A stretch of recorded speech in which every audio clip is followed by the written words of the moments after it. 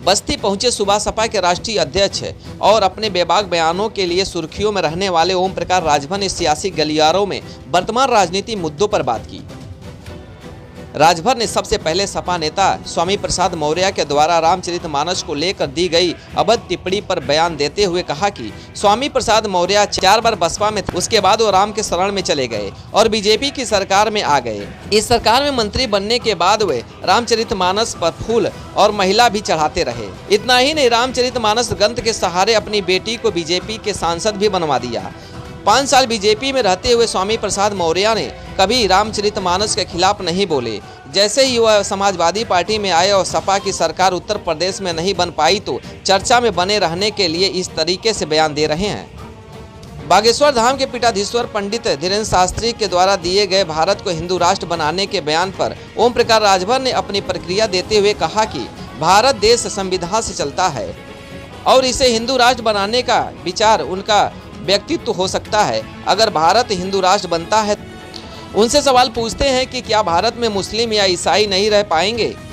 OP Rajbhar ने कहा कि राम रहीम की तरह पंडित धीरेन्द्र शास्त्री का भी हस्त्र होगा। बीजेपी के सांसद बृजभूषण शरण सिंह और कुश्ती के खिलाड़ियों के बीच चल रही तकरार से सवाल पर ओम प्रकाश राजभर ने कहा कि इस मामले में मुकदमा दर्ज कर जो भी दोषी हो उसके खिलाफ कार्रवाई करनी चाहिए।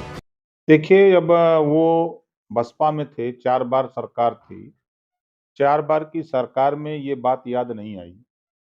फिर जब बसपा की सरकार जाते हुए उन्होंने देखा तो रामम शरणम गच्छामि राम की शरण में चले गए।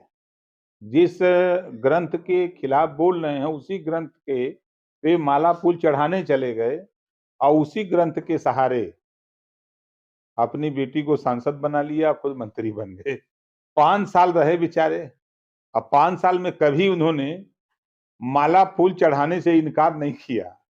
उस ग्रंथ पे माला फूल चढ़ाया और जपते रहे जपते रहे और फिर दांव लगाए कि अब सपा की सरकार बनेगी और वहां जाते ही सरकार नहीं बनी तो लंबे समय तक चर्चा में नहीं आए। तो उन्होंने सोचा कि चलो तो क्या बात है। अभी बागेश्वर धाम की चर्चा में है, उन्होंने कहा है कि हिंदू राष्ट्र के लिए उन्होंने सीधे सीधे अब आह्वान किया, उस पर आपका क्या कहना है? नहीं, देखिए, ये भारत देश है। हिंदू राष्ट्र बनाने के लिए अगर उनकी मंशा है तो उनका विचार है। देश संविधान से चल रहा है।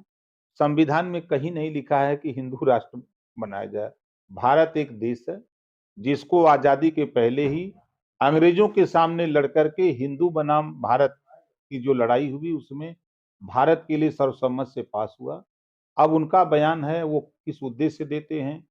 और हम तो देख रहे हैं कि 8 साल से बीजेपी की सरकार सेंट्रल में और 6 साल से प्रोविंशियल में प्रदेश में है। एक भी मुसलमान देश छोड़ के तो नहीं गया। क्या ये हिंदू राष्ट्र बनेगा तो मुसलमान नहीं रहने देंगे? सिख, ईसाई, जैन, बौद्ध धर्म नहीं रहेगा? धीरेन्द्र शास्त्री जी के आप समर्थन करते हैं उनके चमत्कार का? चमत्कार तो राम रहीम का भी था एक चमत्कार राम रहीम का भी हमने देखा है। पहलवानों ने मोर्चा खोला है एक सांसद के खिलाफ और सांसद जी हैं कि वो अपनी बात पे अड़े हुए हैं, सिंह अड़ा दिए उनके, हम पीछे नहीं हटेंगे तो नहीं हटेंगे। आप इसको कैसे देखते हैं? सैया भाई कोतवाल तो अब डर काहे का तो जब जिसकी मदद सरकार कर रही हो तो फिर वो तो कुछ भी बोल सकता है। ये माना जाए कि आप पहलवानों के फेवर में बात कर रहे हैं? नहीं, हम पहलवानों के नहीं। अगर गलत है तो उसके खिलाफ कार्रवाई होनी चाहिए। अगर किसी ने आपत्ति की है तो उसकी मुकदमा लिख करके उसकी जांच होनी चाहिए।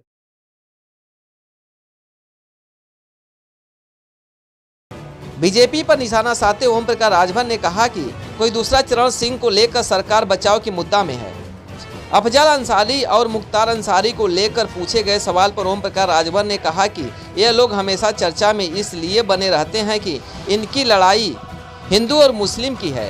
इन लोगों पर कुछ न कुछ कार्रवाई होती रहती है और चर्चा होती रहती है। बीजेपी को छोड़कर कांग्रेस, सपा और बसपा पर सवाल खड़ा करते हुए ओम प्रकाश राजभर ने कहा कि यह तीनों पार्टियां मुस्लिमों को बंटवा अपना वोट बैंक समझती है और बीजेपी का सिर्फ डर दिखाकर इस समुदाय से वोट लेते हैं। ब्यूरो रिपोर्ट, भारत न्यूज, बस्ती।